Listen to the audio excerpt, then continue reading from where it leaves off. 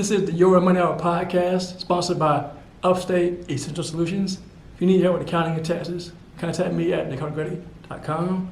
And if you need help with your money as well, go to dakotagretti.com for resources about personal finances. Hey y'all, it's Dakota Grady here for the Your Money Hour podcast, and I'm on site here with Miss Ava Smith, and I want to talk to her about business because she's been in business for 21 years. Ava, welcome to the show. Thank you. Thank you for having me. I'm glad to be here. So tell us about who you are and what you do, Ava. Well, I am, as a person, I'm a mother, and I'm also a glam mom, not a grandmom. But as an entrepreneur, I have two companies. One of them is an HR consulting firm where I'm the outsourced HR manager, director, representative, whatever companies want to call me to help them with their human resources needs. I also own a company called Flat Fee Recruiting where I help you find quality employees for less. Awesome. So how did you get into HR recruiting? Actually, HR I just kind of bumped into it. I was looking for a position and walked into a nonprofit organization in Spartanburg called the Charles Lee Center. Back then it was called Personnel. That tells you how old I am. And they had a personnel assistant position, and literally I had 2 bullets on my job description, which was give out applications, answer the phones. A year and a half later, after applying myself, I was the HR manager. And then from there, my HR career just kind of went into other directions, from corporate America to higher education, and my last role was actually in manufacturing. Wow. So did you have a background in HR? I did not. I actually knew nothing about HR when I became the personnel assistant. But I had some great mentors. You know, I really wanted to apply myself and learn the field, and they taught me very well, and so I began to grow from an assistant role to a management role, and then later on in other areas had other mentors and became a director level. So I'm really grateful for that. Awesome. So how important is having people to pour into you, to lead you and guide you to where you want to be in your career now? Regardless of how smart you are or how intelligent you are, somebody else is out there that's smarter than you, has more experience than you. And if they're open to imparting their wisdom, you should be open into receiving them. And so I just had mentors all the way from high school. I have to give a shout out to my mentor in high school, Frances Hardy. Dr. Frances Hardy was my English teacher. She did everything but pinch me, but she taught me how to write well. When I started my entrepreneurial path, I had Cynthia Fryer, who worked at the Greenville Chamber, who kind of taught me how to network and how to engage with other business leaders and to put myself out there appropriately. Later on, you know, I sat alongside, you know, many successful business people that gave me tips and nuggets to help me along the way. And I don't take that lightly, so I do try my best to also be a mentor to people and share my best practices and how my knees got, you know, skin up and scarred to help them avoid those things. But when people are open to learn and listen, I'm open to share. I'm very transparent, and I believe that each one should reach one. Talk about business. How hard is it? I don't know how long we have for this session. It's hard. You have to really make your mind up that you're going to stay the course. It is something that, even if it's something you inherit, for example, you still have to bring your voice to the table, your style to the table. You have to carry that baton and make sure the legacy stays alive. But especially if you start off on your own, my advice would be, you know, learn some business acumen first. I started my business October the 2nd in 2002. And for me, starting a business meant finding a space. I painted the walls. Everything was beautiful, had my partitions up. And I'll never forget, August the 2nd, I sat down and I thought, now what?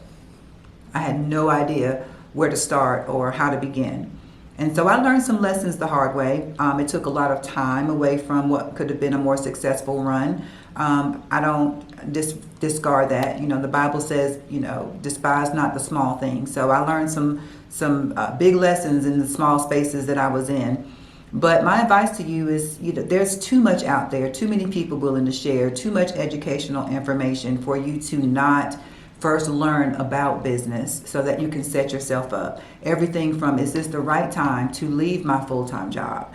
Is it a way for me to start part-time and ease my way into entrepreneurship? learn about capital and not only how to get the money, but how to properly spend the money and track the money. There's really a lot that goes into having a business. But if you don't have the tenacity or the stomach for it, don't try it. You can always be an intrapreneur, meaning you might have an entrepreneurial spirit that can better serve another organization that can handle all the risks that come along with it.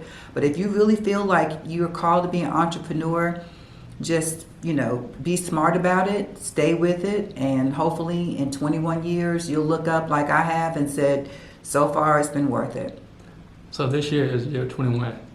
I turned 21 years this month, August, so I'm really happy about that. Kudos to you on that. So what are some lessons you learned on your journey? 2 lessons that you can apply to somebody who is starting in HR, maybe a graphic designer, podcaster. What 2 tips you can give them to start their business? Yeah.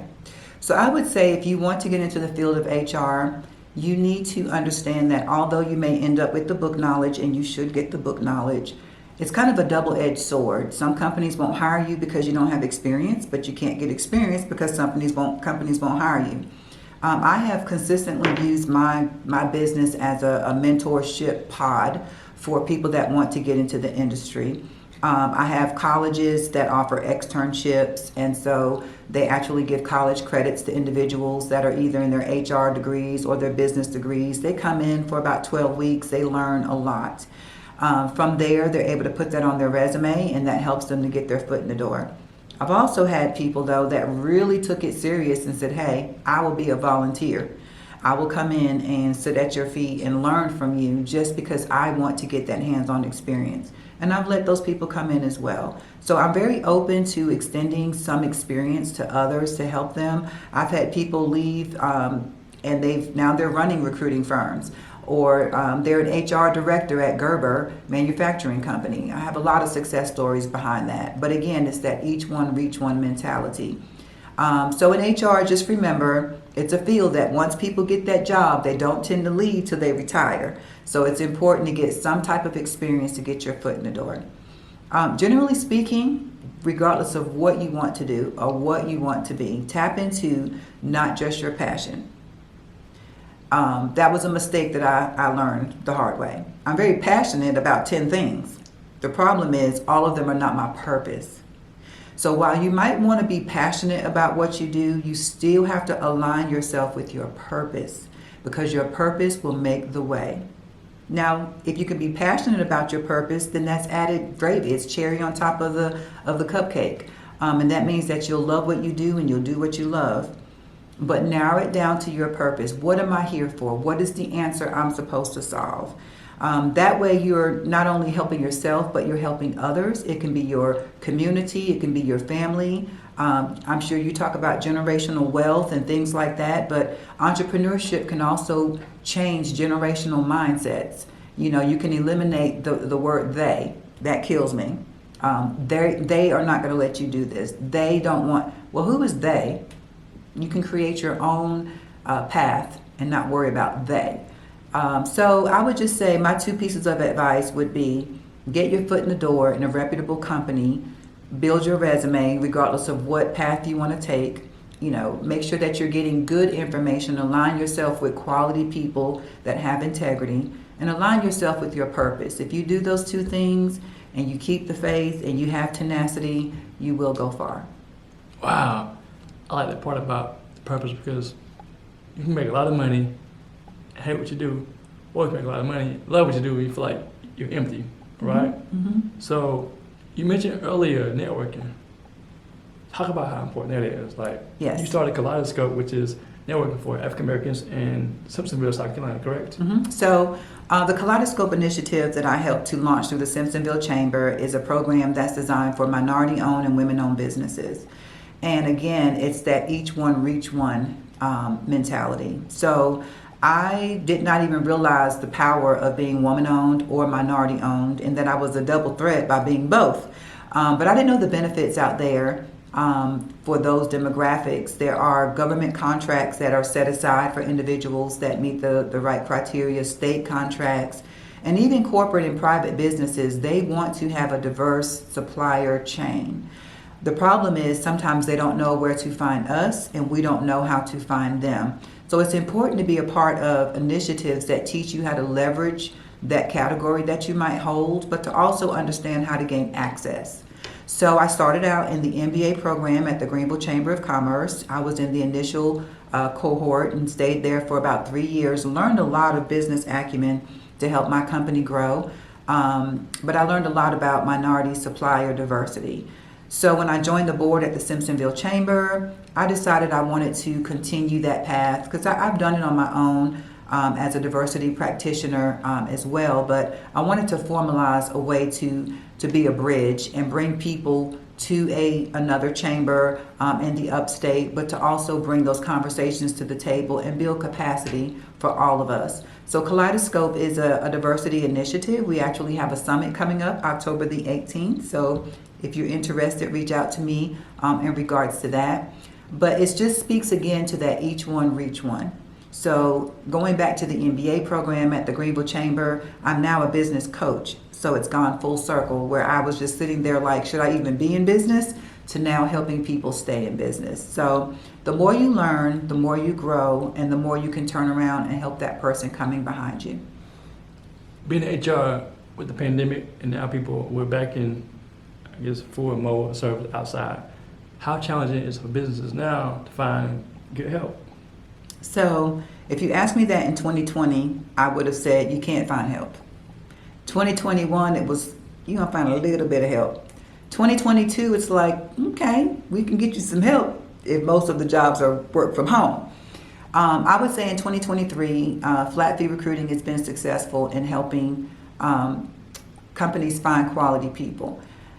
The difference is the way that you're finding people now is not the same. It's not throw up an ad and people are gonna come running to you. That's not how it works anymore. So my firm spends a lot of time finding individuals, networking, like you say, and we built a strong network. We have 1,100 followers, and people love to share and refer people to us, and we recruit on a national level.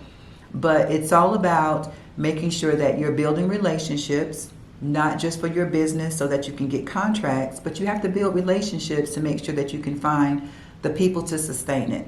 So on the one hand, you do need suppliers to help get that product or service out the door, but you also need people to do that as well.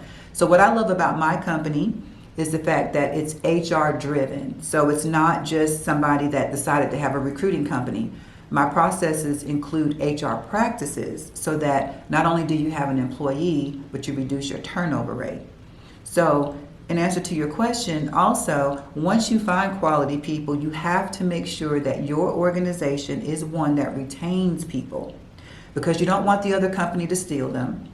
And you don't want them to walk in and say, well, this is not professional or organized, or I didn't even get onboarded right, and then they leave. Because the first impression is not just in the sales process, it's also when you bring employees in the door. So I love helping companies, with the onboarding process, making sure that it's smooth, that it's professional, all your paperwork is there, there's a warm welcome, because it sets the tone about what it's going to be like when they're there for the long haul, because that's what we want. We want them to be there for the long haul. So networking, to your point, it applies to sales, but it also applies to human capital and making sure that you have the best foot forward all the way around. Sales, your customers, and your employees. So, you said your mother earlier, right? Yes. And how did you balance being a mom and entrepreneur? 2 ways. So one is my oldest daughter is operations for my company. I drug her kicking and screaming into working for me when she was 15.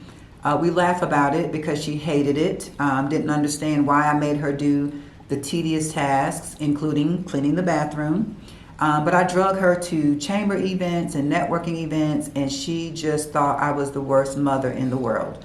But she did work for me for a while. Then I released her to let her pursue her own passions and desires. And then when she decided, I've been there, done that, I want to circle back at this stage in my life, I've turned my company into a family enterprise. And so my daughter is now being groomed in operations, ultimately to become the president and CEO of Flat Fee Recruiting.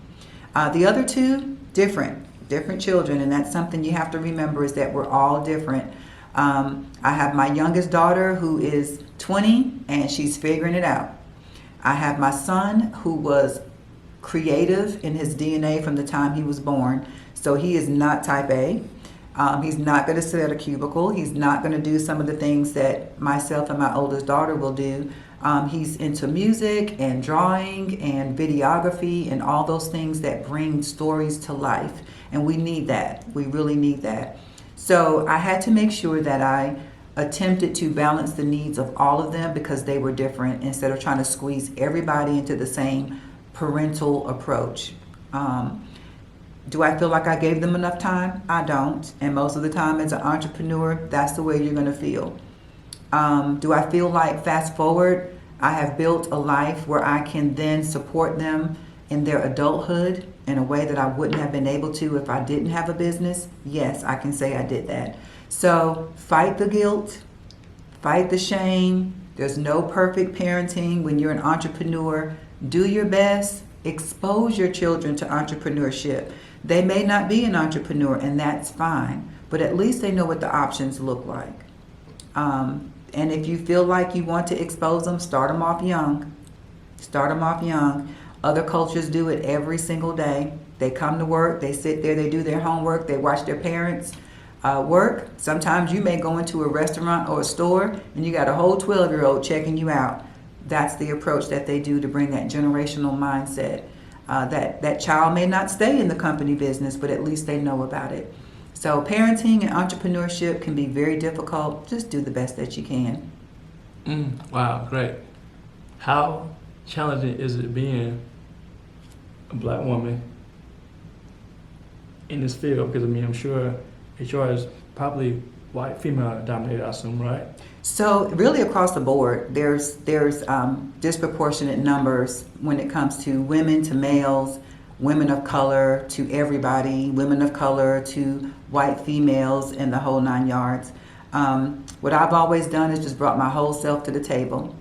I'm going to show you my talents, I'm going to show you what I'm capable of, and I'm going to do it without apology. I will admit though that when I started Flat Fee Recruiting and I was building my first website, it literally took me a week to make the decision of whether or not my face would be on my website, just because I was beginning to feel what that thought process might be on the other side. And it really took me a whole week to think about it, pray about it, and come to a final conclusion. My final conclusion was this: either you want quality employees or you don't. Either you want this professional person to help you through that or you don't. If you choose to not do business with me because I'm an African American woman, I don't want you as a client anyway. What I will say is I'm very glad to say that, especially in the upstate, I have relationships, support, clients of all races, ages, genders, cultures, background, and they've got Ava's back. And I think it's because I'm very authentic and I bring myself to the table, I bring my voice to the table. Don't get it twisted. It doesn't mean that I sit there in silence and I don't talk about diversity and the lack thereof. I wave the banner everywhere I go. Everybody knows where I stand on the importance of using women-owned and minority-owned businesses, the benefits of using minority and women-owned businesses, and saying this is your choice. Making sure they understand that we're valued and we are professional. And if you add us to your list of vendors, we're going to help you shine. If you choose not to choose us, somebody else is going to, and we're still going to win. So I don't take my voice away from that perspective. I don't bow down. I don't minimize myself. And I think because of that, I have all types of support across the board just from the fact that I'm authentic. And if they authentically don't want to work with me on the other side, I respect that too, and bye-bye. I love that response because I'm a minority as well. And if people really want service, it doesn't matter who's providing it as long as it's done and it's high quality and it's authentic and real. Mm-hmm. So as we close, I want to say thank you for your time, Ava.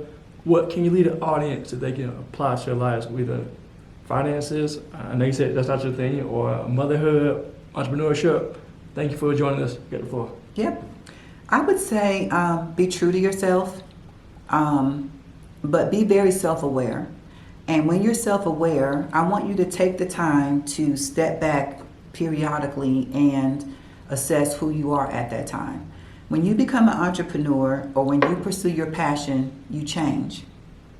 And sometimes it's going to feel like it's for the worst, but sometimes it's those hard things that you go through that actually make you become your best self. So sometimes we're just grinding and grinding and grinding and we feel busy, but we don't feel like we see that growth. It's kind of like a before picture and an after picture.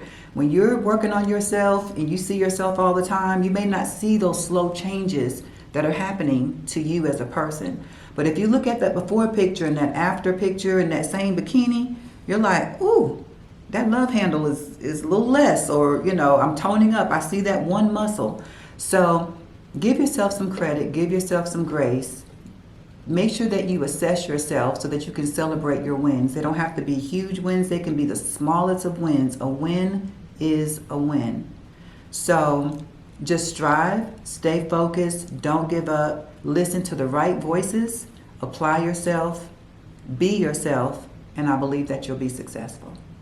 Awesome. So how can people find out about you, your business online, your website, and social media? Yeah, so of course you can find me on Facebook as a person. I do have a business page for Flat Fee Recruiting. I have a business page for Ava Smith and Associates, and if you go on there, you will see how I celebrate others and their successes. That's one thing I really take pride in. I don't make it the Ava Smith show. I want to share what everybody's doing that's wonderful. The website for Flat Fee Recruiting is flatfeehiring.com. If you're looking for a job or if you're looking for an employee, you can find it there. You can email me personally at ava@flatfeehiring.com. I look forward to hearing from you. Thanks for your time again, Ava. Thank you for having me. I appreciate it. You're welcome. And this is the Your Money Hour podcast, sponsored by Upstate Essential Solutions. Check out the website at dakotagretti.com.